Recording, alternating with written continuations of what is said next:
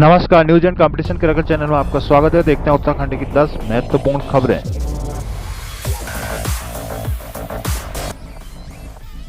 नई पर्यटन और ऊर्जा नीति 3 माह में बनेगी। उत्तराखंड में जमीनों के सर्किट रेट जनवरी से बढ़ाने की तैयारी। उत्तराखंड गौरव से 10 विभूतियों का सम्मान। आखिर कब पूरा होगा Tanakpur Bageshwar rail line project. Haldwani Pithoragarh all weather road कब। 22 साल बाद वही सवाल, कब बनेगा जमरानी बांध। छात्र संघ। उत्तराखंड में छात्र संघ चुनाव प्रक्रिया 30 से। प्रदेश में हिमाचल की तर्ज पर बनेगी hydro power policy. Outsource driver conductor को मिलेगा प्रोत्साहन भत्ता। हल्द्वानी में 2 साल से गंदे पानी की सप्लाई। फोटो युक्त मतदाता सूची में 8 तक दर्ज कराए नाम। नर्सिंग बेरोजगारों का धरना 100वें दिन समाप्त। स्कीम वर्कर, होमगार्ड जवान ईपीएफ से जोड़े जाएंगे। इस साल खतरनाक भूकंप के झटके ज्यादा। हत्याकांड भर्ती घोटाले की हो सीबीआई जांच, यूकेडी।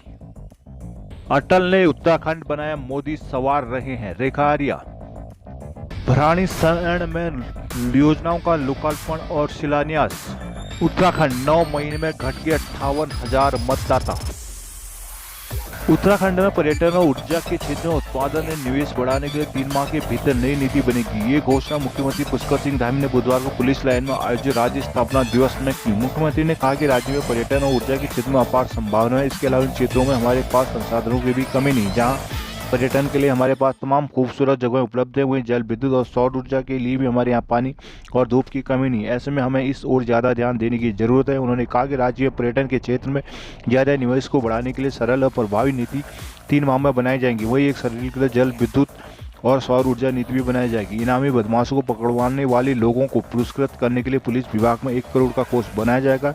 वर्ष 2027 तक सकल घरेलू उत्पाद जीडीपी को दोगुना करने का भी लक्ष्य रखा गया है। उत्तराखंड के आंदोलन का इतिहास और लोक संस्कृति के विभिन्न आयामों को पाठ्य पुस्तकों में शामिल कराने का भी प्रयास किया जाएगा। मुख्यमंत्री ने कहा कि महिला सुरक्षा और सशक्तिकरण राज्य की प्राथमिकता है। महिलाओं की सुरक्षा के लिए जल्द ही गौरा शक्ति ऐप लॉन्च किया जाएगा। इसके जरिए महिलाएं खुद को ऑनलाइन ही रजिस्टर कराकर पुलिस सुरक्षा के घेरे में आ सकती हैं। 10,000 महिला समूहों को स्वरोजगार से जोड़कर उद्यमी बनाने की भी योजना है, ताकि वो अन्य महिलाओं को भी रोजगार दे सके। उत्तराखंड में सरकार सर्किल रेट बढ़ाने की तैयारी कर रही है। इसके लिए शासन की ओर से सभी जिलाधिकारियों से प्रस्ताव मांगे गए। यदि सभी कुछ तैयारी के मुताबिक हुआ तो जनवरी में सर्किल रेट बढ़ा दिए जाएंगे। पिछले 2 सालों में राज्य में जमीनों के सर्किल रेट नहीं बढ़े। 2021 में कोविड के कारण, जबकि 2022 में राज्य की विधानसभा चुनाव को देखते हुए सर्किल रेट नहीं बढ़ाई गई, लेकिन अब एक बार फिर सर्किल रेट बढ़ाने की तैयारी शुरू कर दी गई। सूत्रों ने बताया कि संदर्भ में समय पूर्व वित्त विभाग की बैठक में निर्णय लिया गया, जिसके बाद जिलों में सर्किल रेट बढ़ाने का प्रस्ताव मांग लिया गया है। जिलों से प्रस्ताव मिलने के बाद अब इस मामले में अगली कार्रवाई की जाएगी। राज्य में हर साल करीब 10% की दर से सर्किल रेट बढ़ाए जाते हैं, लेकिन कई बार वित्त विभाग सर्किल रेट की दरों में एकरूपता लाने के लिए कुछ विशेष क्षेत्रों के सर्किल रेट तय सीमा से अधिक भी बढ़ा लेता है। हालांकि इस बार सर्किल रेट कितने बढ़ाए जाएंगे यह अभी तय नहीं है। वित्त विभाग के सचिव दिलीप जावलकर ने सर्किल रेट के संदर्भ में प्रस्ताव मांगे जाने की पुष्टि की, जिसके बाद जिला स्तर पर इसकी कवायद शुरू हो गई है। ब्रिटिश काल में हुए सर्वे में टनकपुर बागेश्वर रेल लाइन की संभावनाओं के बाद आज करीब 109 साल बाद भी ट्रेन बागेश्वर नहीं चढ़ सकी। इसके विपरीत काल में समय बाद हुए सर्वे में संभावना मिलने पर ऋषिकेश कर्णपुरा रेल मार्ग का निर्माण भी शुरू हो गया। प्रधानमंत्री मोदी ने विधानसभा चुनाव से पहले हल्द्वानी में हुई चुनावी सभा में बागेश्वर रेल मार्ग की अस्तित्व में लाने का वादा पहाड़ के लोगों से किया था, लेकिन ये प्रोजेक्ट अभी तक सर्वे में ही अटका हुआ है। 1911-12 में अंग्रेजी हुकूमत ने टनकपुर बागेश्वर रेल लाइन का सर्वे कराया था। रेल लाइन निर्माण का खाका अंग्रेज तैयार कर रहे थे, लेकिन तब यह कार्य साकार नहीं हो सका। आजादी के बाद बागेश्वर के लोगों ने रेल लाइन के निर्माण की मांग उठानी शुरू कर दी। 80 के दशक में गंगा मांग जोर शोर से उठी। बागेश्वर से लेकर पिथौरागढ़ चंपावत इलाके के लोग रेल लाइन निर्माण की मांग को लेकर लामबंद होने लगे। जन आंदोलन के पूर्वदा बागेश्वर निवासी गुसाई सिंह डफोटी के नेतृत्व में हुए आंदोलन की धमक सत्ता तक पहुंची। बागेश्वर के लोगों का संघर्ष चलता रहा। वर्ष 2006-07 में रेलवे मंत्रालय ने टनकपुर बागेश्वर रेल लाइन का प्रारंभिक सर्वे कराया। वर्ष 2015-16 में इस परियोजना को राष्ट्रीय महत्व की परियोजना शामिल किया गया। वर्ष 2019-20 में फाइनल सर्वे कराया गया। 9 नवंबर 2000 2020 को पूर्वोत्तर रेलवे इज्जतनगर मंडल ने सर्वे रिपोर्ट रेलवे बोर्ड को भेज दी। फाइनल लोकेशन सर्वे के लिए केंद्र से मंजूरी मिलने के बाद रेल लाइन के सपनों को एक बार फिर पंख लगे। कुसाई सिंह डफोटी की पत्नी दीपा नीमा डफोटी बागेश्वर रेल आंदोलन का नेतृत्व कर रही है। 72 टनल से गुजरेगी rail. Tanakpur railway Bageshwar rail line 154.58 kilometre लंबी होगी। रेलवे लाइन बिछाने के लिए 72 टनल बनाई जाएंगी। सबसे लंबा टनल 4.75 किलोमीटर का होगा। प्रधानमंत्री ने विधानसभा चुनाव में हल्द्वानी में चुनावी समय में बागेश्वर रेल पहुंचाने का वादा किया था। उन्हें अपना वादा पूरा करना चाहिए। जब ऋषिकेश से कर्णप्रयाग के पहाड़ों में रेल जा सकती है तो यहाँ क्यों नहीं जा सकती। मुख्यमंत्री ने फाइनल लोकेशन सर्वे के लिए 28 करोड़ 95 लाख के बजट को केंद्र सरकार द्वारा स्वीकृति दिए जाने की जानकारी भी दी। यह फाइनल सर्वे जल्द पूरा होना चाहिए। सर्वे के अनुसार टनकपुर रेल लाइन में 13 क्रॉसिंग रेलवे स्टेशन और एक टर्मिनल बनाया जाएगा। क्रॉसिंग स्टेशन टनकपुर, पूर्णागिरी, कालढुंगा, पुलाबन, चिनार, पंचेश्वर, कारीघाट, बिरकोला, नियाल, सल्यूट, जमनी, तालखोली और बागेश्वर में बनेंगी।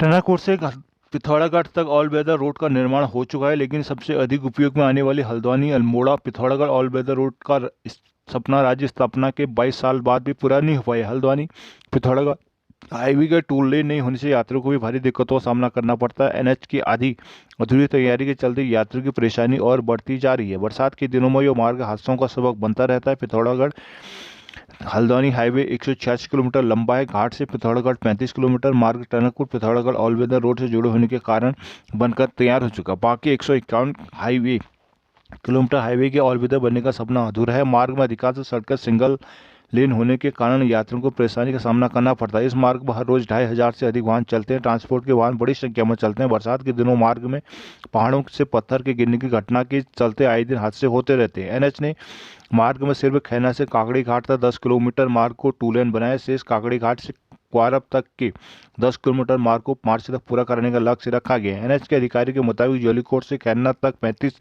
किलोमीटर मार्ग की डीपीआर बनाई जा रही है। इसके बाद बजट मंजूर होने की कार्य भी शुरू कर दिया गया। अल्मोड़ा पनार 75 किलोमीटर हाईवे के निर्माण के लिए 2023-24 में डीपीआर बनाई जाएगी। पनार से घाट तक से 7 किलोमीटर हाईवे के 2 लेन का निर्माण अभी भी इन दिनों चल रहा है। एनएच के अधिकारियों का दावे कि 4 साल के भीतर हल्द्वानी अल्मोड़ा घाट तक ऑल वेदर रोड का निर्माण पूरा कर लिया जाएगा। उत्तराखंड को 22 साल पूरे हो गए। सरकार के वादों और विकास के दावों के बीच निर्माण से भी 25 साल पहले से प्रस्तावित जमरादी बांध परियोजना आज भी धरातल पर नहीं उतर पाई। हल्द्वानी के लोग आज भी पूछ रहे हैं कि आखिर बांध कब बनेगा। ऐसे दावे किए जाते हैं कि जमरादी बांध परियोजना 30 साल तक भाबर तराई का जल संकट दूर करेगी। पेयजल संकट की आशंकाओं को देखते हुए 1975 में परियोजना को प्रस्तावित किया गया था। चुनावी वर्षों में परियोजना को गति मिली, लेकिन काम शुरू नहीं हो पाया। हालांकि बीते 5 सालों में कागजी कार्रवाई आगे बढ़ी है। पर्यावरण सहित कई अड़चनें दूर हुई, मगर मामला वित्तीय प्रबंधन और पुनर्वास नीति पर आकर ठहर गई है। तकरीबन 4 महीने पहले एशियाई विकास बैंक से हटाकर बजट के लिए प्रधानमंत्री कृषि सिंचाई योजना ने मंजूरी मिली। वित्तीय माह बजट की मंजूरी को लेकर परियोजना की फाइल वित्त मंत्रालय को भेज दी गई है।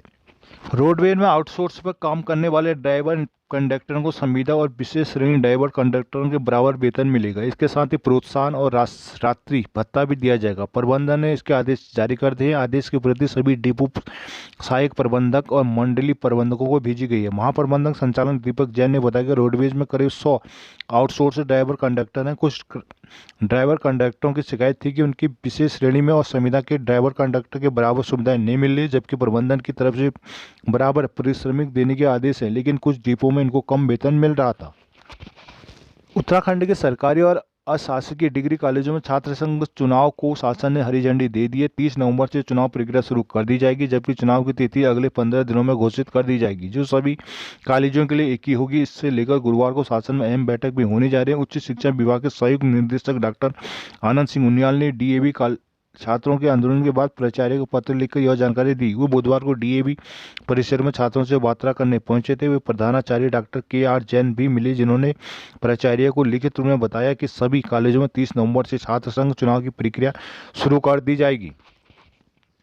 उत्तराखंड में लघु जल विद्युत परियोजनाओं को बढ़ावा देने के लिए सरकार नई हाइड्रो पावर पॉलिसी लाएगी। इन पॉलिसी के तहत निवेशकों को कई तरह के प्रोत्साहन दिए जाएंगे। साथ ही सरकार प्रॉफिट शेयर घटाने के साथ ही रॉयल्टी और SC/ST आदि में भी छूट पर भी विचार कर रही है। हिमाचल के तर्ज में विकसित होने वाली इस पॉलिसी हाइड्रो पावर के क्षेत्र में हिमाचल को ही टक्कर दी जाएगी। विदित है कि मुख्यमंत्री पुष्कर सिंह धामी ने राज्य में हाइड्रो पावर के लिए नई पॉलिसी का ऐलान किया है। ऊर्जा विभाग के अधिकारियों ने बताया कि सरकार इस दिशा में पहले से काम कर चुकी है। इसका मकसद यह है कि राज्य के हाइड्रो संभावनाओं का उपयोग किया जाए। दरअसल आज के समय में हिमाचल हाइड्रो पावर के क्षेत्र में उत्तराखंड से काफी आगे है। हिमाचल में लगातार नए निवेशक आ रहे हैं, जबकि राज्य में लंबे समय से हाइड्रो में नए निवेशक नहीं आ रहे। इनकी वजह यह है कि हिमाचल में निवेश करने के लिए प्रक्रिया आसान है और सरकार की ओर से छूट भी दी जा रही है। यह देखते हुए उत्तराखंड भी उसी पैटर्न पर काम करने की तैयारी कर रहा है। अधिकारियों ने बताया कि नई हाइड्रो पॉलिसी 90% कंटेंट हिमाचल की पॉलिसी के होंगे और 10% हिस्सा उसमें राज्य की जरूरत के मुताबिक जोड़ा जाएगा। राज्य में हाइड्रो पावर और 12% रॉयल्टी ली जाएगी, जिसे कम करने की योजना है। सरकार की ओर से इस संदर्भ में एक समिति भी गठित की जाएगी, जिसमें हिमाचल के साथ ही कई अन्य राज्यों को पॉलिसी का अध्ययन किया जाएगा। उत्तराखंड में जल विद्युत उत्पादन की कुल क्षमता 25,000 मेगावाट से अधिक है। इसके बाद भी राज्य में अभी तक सिर्फ 5,211 मेगावाट ही बिजली का उत्पादन हो पा रहा है, जिसमें उत्तराखंड जल विद्युत निगम का अपना उत्पादन भी सिर्फ 1320 मेगावाट ही है। ये उत्पादन सिर्फ जून, जुलाई, अगस्त, सितंबर के महीने में ही रहता है। शेष समय प्लांट 50% क्षमता पर ही चलते हैं। निजी कंपनियों का उत्पादन 2118 मेगावाट है। केंद्रीय योजनाओं से 1774 मेगावाट बिजली उत्पादन हो रही है। राज्य की अपनी डिमांड 2468 मेगावाट है। जल संसाधन ओवरहेड टैंक में पानी जमा कर शहर और ग्रामीण क्षेत्रों में सप्लाई करता है, लेकिन पिछले 2 साल से इन टैंकों की सफाई नहीं की गई। फिल्टर प्लांट में लाखों रुपए खर्च कर साफ किए जाने वाली इन गंदे टैंकों में पहुंचता है। ऐसे टैंकों से लोगों को सप्लाई होने वाली पानी की गुणवत्ता का अंदाजा आसानी से लगाया जा सकता है। हर माह लोग जल संस्थान में गंदा पानी पहुंचने की शिकायत दर्ज करते हैं। इसके बाद भी अधिकारी सुनवाई नहीं करते। शीश महल के फिल्टर प्लांट में गोला के पानी को साफ कर टैंकों में जमा रहता है, जहां से लाइन के माध्यम से पानी घरों तक पहुंचता है। लंबे समय तक लगातार इस्तेमाल से टैंकों में गंदगी जमा हो जाती है। पूर्व में विभाग था गोला साल में 2 बार इनकी सफाई की जाती थी, लेकिन पिछले 2 साल से सफाई नहीं की गई। टैंकों पर किए जाने वाला रंग रोगन भी नहीं किया गया। ऐसे में टैंक के चारों ओर काई की मोटी परत जमा हो गई। आखिरी बार 2020 में टैंक की सफाई की गई थी। जल संसाधन कार्यालय तिकोनिया, शीश महल, ऊंचापुल, कुसुमखेड़ा, जगदम्बा नगर, बच्ची नगर और Nainital road, Rampur road, Bareilly road, Kaladhungi road में ओवर हेड टैंकों में लंबे समय से सफाई और रंग रोगन नहीं हुआ है। मैं प्रभारी अधिकारी के तौर पर देख रहा हूं, सभी टैंकों की जरूरत के अनुसार सफाई की जाती है। लीकेज को रोकने के लिए जल्दी कार्रवाई क्यों नहीं की, इनका पता लगाया जाएगा, कहना है नीरज तिवारी, सहायक अभियंता जल संस्थान। एक ओर जहाँ शहरों ग्रामीण क्षेत्र में हर रोज पेयजल का संकट बना रहता है, वहीं 1 दर्जन पेयजल टैंकों में हो रही लीकेज से हर रोज हजारों लीटर पानी बर्बाद हो रहा है। पूर्व में इसके निर्माण के समय की गुणवत्ता सवाल उठे थे, तब इन्हें रिपेयर कर दिया गया था। 5 साल के बाद इनमें फिर से लीकेज शुरू हो गया है, जिसमें हर रोज लोगों के लिए जरूरी पेयजल बर्बाद हो रहा है। जल संस्थान ने अभी तक लीकेज से बर्बाद हो रही पेयजल को बचाने के लिए कोई कार्रवाई नहीं की है।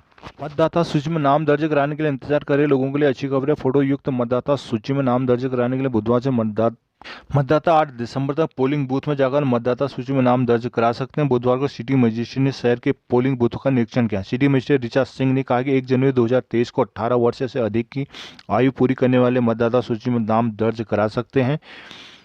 इसके अलावा वोटर हेल्पलाइन ऐप व गरुड़ा ऐप और वोटर पोर्टल पर भी ऑनलाइन आवेदन कर अपना नाम मतदाता सूची में दर्ज कराया जा सकता है।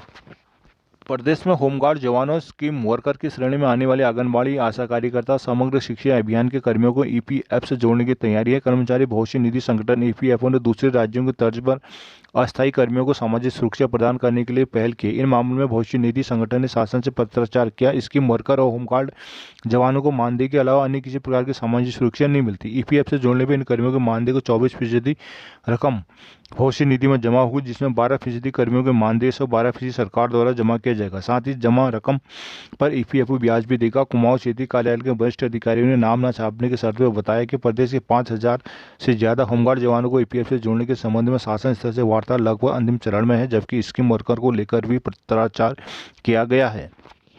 पश्चिमी नेपाल में मंगलवार को देर शाम 6.6 की तीव्रता के शक्तिशाली भूकंप से हिमालय क्षेत्र के साथ पूरा उत्तर भारत दहल गया। दुनिया भर में इस साल आए खतरनाक भूकंप के आंकड़ों का विश्लेषण करने पर एक चौंकाने वाला तथ्य सामने आया। बीते वर्ष 1 जनवरी से 9 नवंबर तक की अवधि के मुकाबले इस साल इसी अवधि के दौरान दुनिया भर में भूकंप के झटकों ने ज्यादा से बड़े इलाके को दहराया। यूनाइटेड स्टेट जियोलॉजिकल सर्वे के अनुसार पिछले साल 1 जनवरी से 9 नवंबर तक दुनिया भर में 119 खतरनाक भूकंप आए थे। हालांकि इस साल इसी अवधि में 110 भूकंप आए और वर्ष 2021 में सबसे अधिक इलाके को प्रभावित करने वाला भूकंप 21 अक्टूबर को दक्षिण पश्चिम प्रशांत महासागर में स्थित देश वानुआतु में आया था, जिसका प्रभाव अधिकतम 535 किलोमीटर तक रहा। वहीं इस साल ब्राजील में आए भूकंप से 622 0.7 किलोमीटर दूर तक ये धरती हिल गई थी। नेशनल सेंटर फॉर सिस्मोलॉजी के अनुसार इस साल अक्टूबर के दौरान दुनिया में कुल 116 भूकंप को झटकों को महसूस किए गए। देश में पिछले साल 54 भूकंप आए थे। इस दौरान सबसे ज़्यादा 10 भूकंप महाराष्ट्र में महसूस की गई, वहीं हिमाचल प्रदेश में 7 और कर्नाटक में 6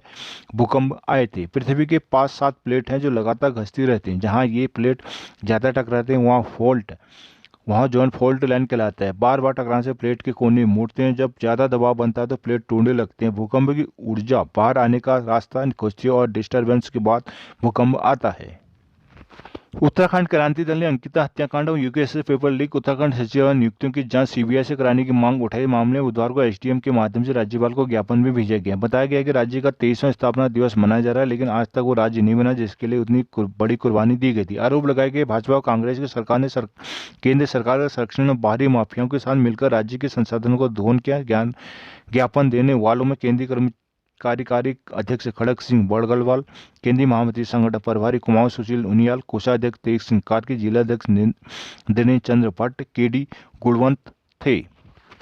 राज्य स्थापना दिवस पर नैनीताल में रंगारंग कार्यक्रम आयोजित किए गए। मुख्य अतिथि जिला प्रभारी मंत्री रखा आर्या ने आंदोलनकारियों की प्रतिमाओं पर माल्यार्पण कर श्रद्धांजलि अर्पित की। उन्होंने कहा कि उत्तराखंड का निर्माण पूर्व पीएम अटल बिहारी वाजपेयी ने किया और अब मोदी उसे संवार रहे हैं। हर प्रकार सरकार की कोशिश रही कि राज्य को आगे बढ़ाया जाए। राज्य ने काफी तरक्की की है। 22 साल में हम शिक्षा, स्वास्थ्य, महिला सशक्तिकरण से लेकर आधारभूत ढांचे के निर्माण में काफी तरक्की की है। हमें नकारात्मक बातों को छोड़कर सकारात्मक बिंदुओं पर ध्यान देना चाहिए। 2024 में उत्तराखंड में 38वें राष्ट्रीय खेलों की मेजबानी करने जा रहा है। यह बड़ी उपलब्धि है, पर छूट रही कमियों पर ध्यान देते हुए इसे निपटने की काम करने की जरूरत है। कहा कि अंकिता भंडारी के हत्यारों को सजा देकर हम उत्तराखंड की बेटी के परिवार को न्याय दिलाएंगे। जनता को सरकार पर भरोसा रखना चाहिए। इन दौरान अतिथियों ने मैराथन, महिला सशक्तिकरण सहित अन्य प्रतियोगिताओं के विजेता बच्चों के साथ ही आपदा के दौरान सराहनीय कार्य करने वाले लोगों को सम्मानित किया। इस मौके पर जिला पंचायत अध्यक्ष बेला तोलिया, डीएम धीरज Garbyal, SSP Pankaj Bhatt, CDO Sandeep Tiwari, Ashok Joshi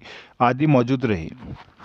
LT चयनियों तो स्थापना दिवस में भूख हड़ताल। राज्य स्थापना दिवस में बुधवार को सहायक अध्यापक एलटी भर्ती परीक्षा में चयनित अभ्यर्थियों ने विरोध स्वरूप भूख हड़ताल की। नियुक्ति की मांग को दोहराई गई। त्रिकोणीय बुद्ध पार्क में आयोजित एक दिवसीय भूख हड़ताल के दौरान सबसे पहले बीते दिनों सेना भर्ती परीक्षा में असफल रहने पर आत्महत्या करने वाले युवक के निधन पर 2 मिनट का मौन रखकर श्रद्धांजलि दी गई। वक्ताओं ने कहा कि चयनित अभ्यर्थी नियुक्ति की मांग को लेकर कई बार सीएम, शिक्षा मंत्री और विधायकों से मिलकर उन्हें ज्ञापन दे चुके हैं, लेकिन अभी तक किसी को भी नियुक्ति पत्र जारी नहीं किया गया। मांग उठाई गई चयनित अभ्यर्थियों को नियुक्ति पत्र जल्द जारी किए जाए। ओम प्रकाश जोशी, नीतू पंत, कमलेश शर्मा, दीपक बिष्ट, सुदीप यादव, मीना चंद्रा, संतोष, दीपिका, नीलम आदि मौजूद रहे। उत्तराखंड में गत विधानसभा चुनाव के मुकाबले 58,434 वोटर कम हो गए। इस तरह कुल मतदाता संख्या 81.43 लाख से घटकर 80.85 लाख रह गई है। किसी के साथ निर्वाचन आयोग ने नए मतदाता बनाने का अभियान शुरू कर दिया। उत्तराखंड के मुख्य निर्वाचन अधिकारी सी रविशंकर ने बुधवार को आगामी 1 जनवरी के आधार पर तैयार प्रारंभिक मतदाता सूची जारी की। उन्होंने बताया कि सितंबर माह में बीएलओ के जरिए घर घर सत्यापन कराया गया था। इस दौरान मृत जगहों परिवर्तन करने वाले 2 जगहों नाम वाले कुल 1,59,529 लोगों के नाम हटाए गए, जबकि 1,11,095 लोगों के नाम जोड़े गए। इस तरह हटाए गए नाम अधिक होने के कारण कुछ संख्या में कमी आई। उन्होंने बताया कि आगामी 8 दिसंबर तक वोटर लिस्ट सभी बीएलओ के पास उपलब्ध रहेगी। सभी वोटर लिस्ट को देकर अपने दावे आपत्तियां बीएलओ या तहसीलदार, एसडीएम, जिला निर्वाचन अधिकारी के पास जमा कर सकते हैं। इस दौरान 19 और 20 नवंबर और 3-4 दिसंबर को विशेष पंजीकरण अभियान भी चलाया जाएगा। इस दिन बीएलओ पूरे दिन बूथ पर रहेंगे। इसके बाद अंतिम वोटर लिस्ट का प्रकाशन 5 जनवरी को किया जाएगा। सी रविशंकर ने बताया कि जब तक वोटर लिस्ट में नाम 1 जनवरी के आधार पर ही दर्ज होते थे, इस प्रक्रिया में 1 जनवरी को 18 साल की उम्र पूरी होने वाले युवाओं को वोटर बनने के लिए पूरे साल भर इंतजार करना पड़ता है, लेकिन अब 1 अप्रैल, 1 जुलाई, 1 अक्टूबर के आधार पर भी दावे किए जाएंगे। बताया कि उत्तराखंड में अब तक 70% से अधिक वोटर कार्ड आधार लिंक किए जा चुके हैं। इस मौके पर संयुक्त सचिव निर्वाचन अधिकारी प्रताप शाह, सहायक मुख्य निर्वाचन अधिकारी मस्तूर दास भी मौजूद थे।